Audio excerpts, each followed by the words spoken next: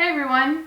In this video I have a small handful of steelbooks to show you that I've gotten recently. And this one, the first one, I just got yesterday. I've seen this movie but I haven't watched this disc yet. And that is Dead Poet Society. This is a recent release. It came out, I think I actually got, I think this was set for the 29th to come out, or 28th of October, so it's out. These are all, I ordered all of these from Zavi, or I know some people say Zavi, but I say Zavi. Dead Poet Society, it's so shiny, and it's instead of this thing being tacked on the back, it's just in its own little thing, a tiny box thing. I don't know, I just prefer that to the tacky stuff, the sticky, whatever it is. Yeah, anyway, my brother asked me why I got this, because it's so plain, and he thought it was just boring, and I really like it. I just like the simplicity of it, and the back's just plain. I don't know, I feel like it captures the movie well, even though the movie's not plain or boring, but it's it's just simple. I don't know, I just really like it.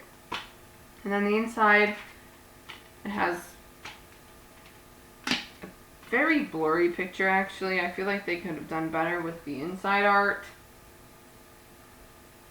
And then the disc is just blue. But Dead Poet Society, and this is region free. It's region A, B, and C, so that's really awesome. Dead Poet Society, though, these kids at a strict private school, it's an all-boys school, which is usually how private schools work, I feel like. They go to a strict school, very traditional, and then Robin Williams, John Keating, that's their professor's name, he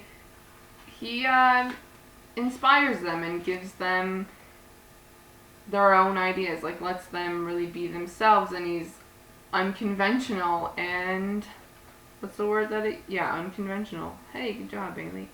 And he just it's awesome. I just really like it. I haven't watched it in a really long time. Not a really long time. Maybe 5 years. Is that a long time? 5 years? 5 or 6 years? Anyway, it has Ethan Hawke and Peter Weir film. I keep forgetting that. I loved Picnic at Hanging Rock, and this is another Peter Weir film. I've been talking too much already, I can tell. It's affecting the way I'm speaking now. Yeah. Carpe diem, lads, seize the day, make your lives extraordinary. It's great. And the special features: Dead Poets, A Look Back, Raw Takes, Master of Sound, Alan Splett, Cinematography Masterclass, an audio commentary, and theatrical trailer. Dead Poet Society. Yeah.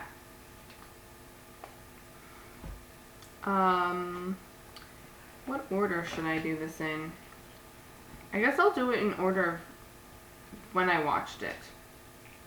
So, the next steelbook I have is The Graduate, and this one and then the next two I got because they were running low. It said 400 remaining or 200 remaining or something, and I was I'm gonna get it. I'm gonna get it. So The Graduate, this is region A and B, which is great because this was so good. I hadn't seen this. The rest of the movies I'm going to talk about I hadn't seen before I bought them, so this was my first time watching this. So good. So good. I really liked it. And of course it was made in the 60s, and basically any movie that's made in the 60s, I'm just I really like this, even though it's just the way it is. It's just the way it is. I might as well tell you the special features right now. The Graduate at 25 featurette. The Graduate Looking Back featurette. An interview of the author, Charles Webb. An analysis of the seduction sequence. About the music. There's like 3 songs total in this film. It just keeps... There's like something about darkness, like the opening song, and I don't know who it's by either, but it was just like the same 3 songs throughout the entire movie by the same band or group or artist, and my brother and I were just laughing so much. Anytime a song would start, we're like, really? This song again? Okay. Yeah, where am I? About the music. Jump to song, Mrs. Robinson. Jump to song, The Sound of Silence. That's the song, I'm pretty sure. Jump to song, April Come She Will. Jump to song, oh, there are 4 songs. Jump to song, Scarborough Fair /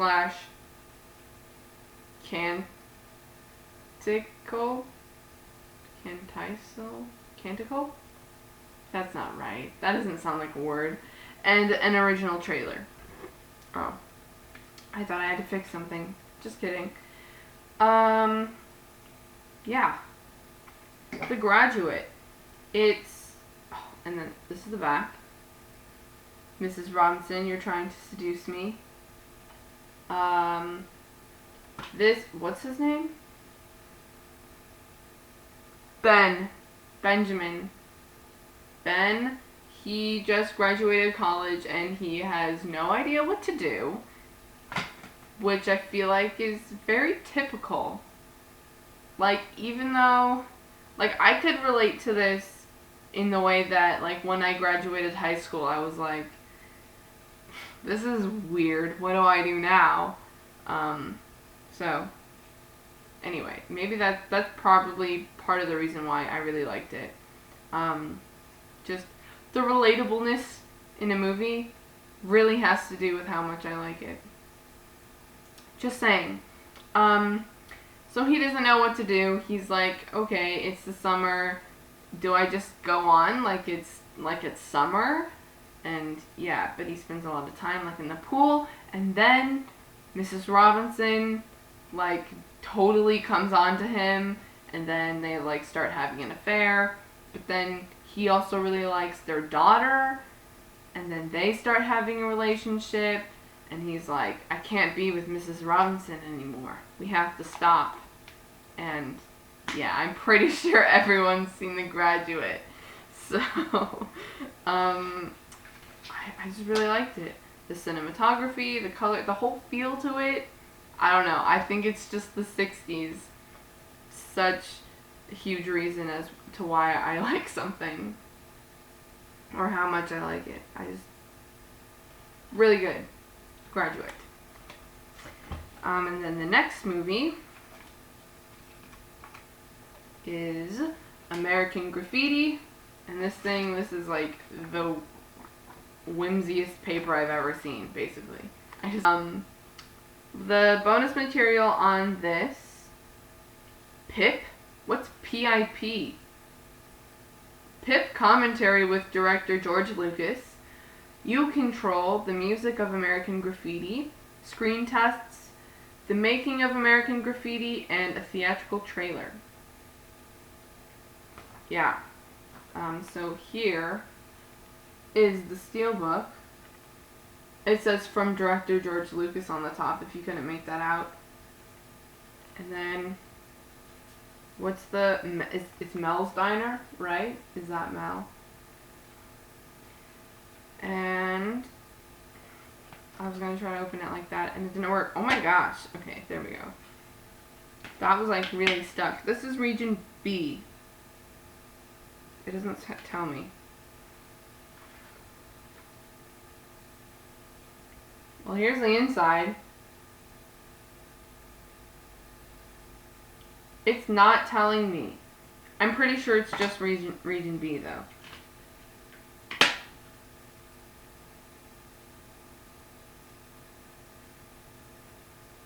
No. Okay. I'm pretty sure it's just Region B. So this is another one of those movies that's like, hey, you're just gonna follow these characters for the night. And I love those movies.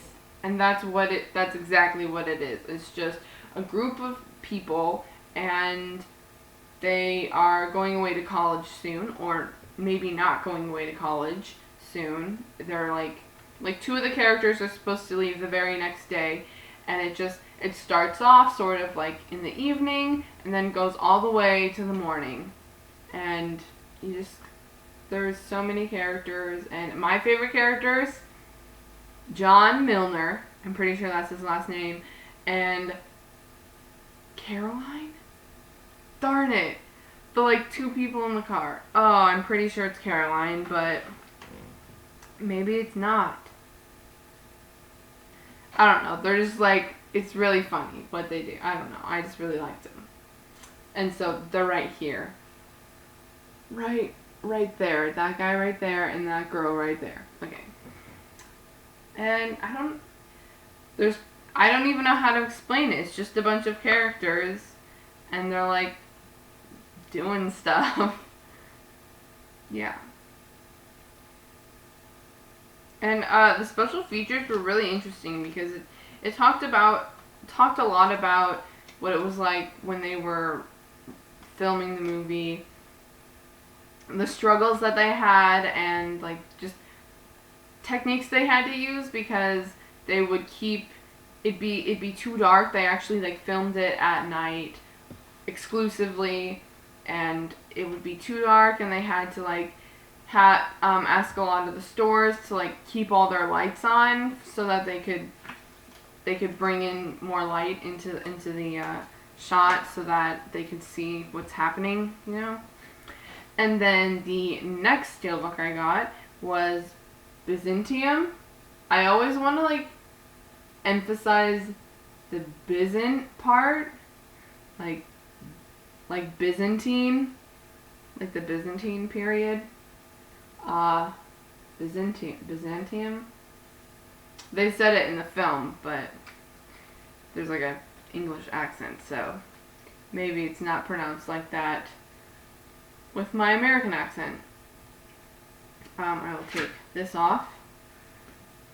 Byzantium. And the back. And this is directed by Neil Jordan, who did The Borgias, which was a Showtime TV show that I really liked. And he also directed Interview with the Vampire, so that's pretty cool. This is Region B. Yep. And this has Gemma Arterton and Saoirse Ronan. Her name's pronounced Saoirse Ronan. Just, cause like, you know how the spelling's really weird? Like that. And you're like, how do you pronounce that? It's Saoirse. There you go. And it also has, his name's not on the back, and I'm trying, Sam Riley, who's in Control, you know, the Joy Division movie, about Joy Division. And, what's that other guy's name? Caleb Landry Jones. There you go. And Johnny Lee Miller. There we go. That's the basic cast. And a lady, I don't know her name, but she was in The Tudors and a few other movies I've seen. Anyway, so this is a vampire movie, and Saoirse Ronan and Gemma Arterton's characters are vampires, and basically they're running away. They're trying not to get caught by like the Brotherhood, and they like enforce rules, and you have to live by them. But there's no women in the Brotherhood. That's why it's called the Brotherhood, probably. But then Gemma Arterton's character like becomes a vampire, so she has to be part of it. So they deal with that, and then they're okay with that. But women also can't like create another vampire, and she does. Her daughter, Saoirse Ronan's character, and So that's why they're like out to get her, and they have to be careful. But they also can't tell anybody that they're vampires, because then the Brotherhood will come for them, and they don't want that, obviously, because then they'll just die. And here is the inside. It's Gemma Arterton's character killing a member of the Brotherhood. Oh, you can't even see it very well. Oh, there we go. Oh, I'm sorry. It's pretty epic looking. And then there's the disc. So, yeah. I really liked this movie. I liked the feel of it and the cinematography, and I like how it wasn't like the typical vampire story. Like it still had like its own thing. And I know the special features, an interview with Saoirse Ronan, she was saying how she was really hesitant to do this movie because they were casting it and like getting it into production, like doing the pre-production stuff basically, when Twilight was like super popular. So she was like, I don't know if I want to be part of that like genre and such. But then, she really liked the script, so she did it, obviously. The extras on here: cast and crew interviews, Fright Fest cast and crew question and answer. So those are the special features, and there's a lot of interviews. I didn't even watch them all. There was just so much. And that's what I'm gonna go with for that movie. Yeah. It's not that creepy. I thought it was gonna be like horror-esque, but it wasn't really. And I really liked the soundtrack, by the way, the score of it. Yeah. And then the last one I have, Night of the Living Dead. There we go. Look at it. My brother was like, he was gonna order this. I like pre-order them if I think a lot of people are gonna want that, I pre-order it just in case. And I pre-ordered it, and then I told my brother I did, and he was really upset because he wanted to get it. Yeah. So, Night of the Living Dead, George A. Romero's. That was like Romero's with like an apostrophe S, by the way. I didn't think his last name was Romero's. They won't stay dead.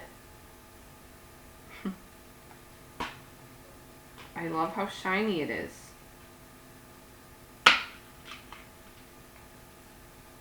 And there's the inside. I'm pretty sure this is self-explanatory, but it's a zombie movie. And they're not explicitly called zombies. And it's widely regarded as one of the greatest horror films ever made. And an extra on it is a George A. Romero documentary. And this is Region B. It wasn't as good as I thought it was going to be, or as I wanted it to be, but it was still really interesting, especially to see, compare this movie to more recent zombie movies, especially with something like The Walking Dead, where it's just it's so drastically different. I mean, the main premise of this is Barbara and John. I love that part where John's like, "They're coming for you, Barbara." That's the way he says it. Anyway, so they're gonna go put some flowers on their dad's grave, and then they see a zombie, and the zombie attacks them, and then Barbara has to find shelter, somewhere to go, and then she finds this house, and then basically other people come along. There ended up being a guy and a couple and another family in the basement, in the cellar, just hiding out because they're what the heck's going on? We gotta find shelter. And then there's this other guy who the house is also like a gas station, I guess. And there's like a gas pump on the outside. So that they all hide out there basically. Yeah. And there's this, for some reason, whenever I'm watching a movie, I also go on IMDb on my phone and I look at the trivia because I think it's really, I just really like those random facts that have to do with the movie. And in the beginning of the film, when Barbara and John are like driving to their dad's grave, he runs into the car, or he runs into a tree, like he runs the car into a tree, and that's because something happened. But basically, something happened, and then there was this huge dent in the car, and they couldn't get it out. And so they had him drive up and run into the tree to make it look like it was caused by that, which I thought was interesting. There was a lot of, I don't know, I know like a lot of little facts about actually all these movies. I just thought of another. In the opening of American Graffiti, oh no, I can't remember his character. Terry, there we go. Terry, he's like the nerdy guy. He's like on a motor scooter thing, and he didn't really know how to drive it, and so George Lucas like wanted something funny to happen, so he was like Terry, the guy who played Terry, like planned on doing something with it, but then instead he thought he stopped it, and he rams forward into this like I don't even know what it is. Is that like a newspaper stand, I think? And that ends up being like the funny thing that happens. And he was like, the actor was like, I messed up. We gotta do it again. And George Lucas is just like, no, that was good. That was what we needed. Apparently that happened a lot. Like, you'd think you did something, like, as the actors, like, they thought that they did something bad or they messed up, and then that was the shot that, like, George Lucas ended up going with. So, I can't remember the character's name, but the girl that ends up, like, hanging out with Terry's character the character of Terry for that night, the actress like fumbled the line, and she really wanted to do it again. She kept like, she was really upset about it, and then that's the one that ends up being in the movie. And I just think that's really funny. That it's interesting too, because it adds like more of a real feel to it. You know, like when you're watching a video or you're talking to somebody, or basically when anyone's talking to you, they can mess up at any point and then they like correct themselves, but you never see that in movies. Like, because apparently it has to be perfect. Anyway, I'm just rambling. Thank you for watching this video. I'm going to record like 2 more videos probably. Yeah, it's going to be great. Stick around. Thank you for watching again. Have a wonderful day, and I will see you in my next video. Bye!